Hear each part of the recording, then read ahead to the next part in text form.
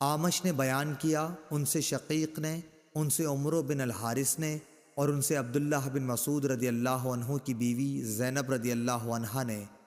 اعمش نے کہا کہ میں نے اس حدیث کا ذکر ابراہیم نخعی سے کیا، انہوں نے بھی مجھ سے ابو عبیدہ سے بیان کیا، ان سے عمرو بن حارث نے، اور ان سے عبداللہ بن مسعود رضی اللہ عنہ کی بیوی زینب نے بالکل اسی طرح حدیث بیان کی جس طرح شقیق نے کی، کہ زینب رضی اللہ عنہا نے بیان کیا کہ میں مسجد نبوی میں تھی، رسول اللہ صلی اللہ علیہ وسلم کو میں نے دیکھا، آپ یہ فرما رہے تھے صدقہ کرو، خواہ اپنے زیور ہی میں سے دو، اور زینب اپنا صدقہ اپنے شوہر حضرت عبداللہ بن مسعود رضی اللہ عنہ اور چند یتیموں پر بھی جو ان کی پرورش میں تھے خرچ کیا کرتی تھیں۔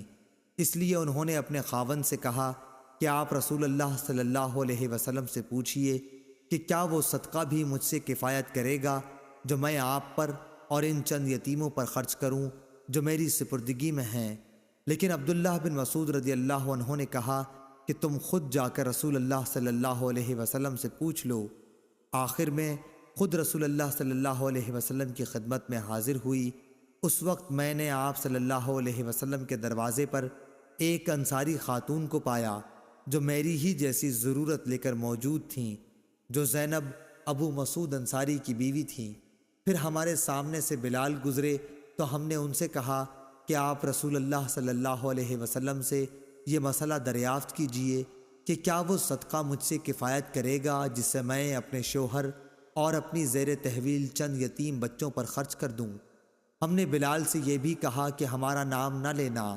وہ اندر گئے اور آپ سے عرض کیا کہ دو عورتیں مسئلہ دریافت کرتی ہیں، تو حضور نے فرمایا کہ یہ دونوں کون ہیں؟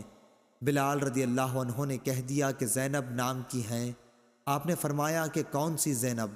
بلال نے کہا کہ عبداللہ بن مسعود کی بیوی۔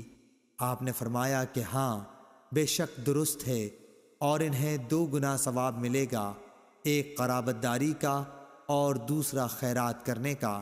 صحیح بخاری حدیث نمبر 1466۔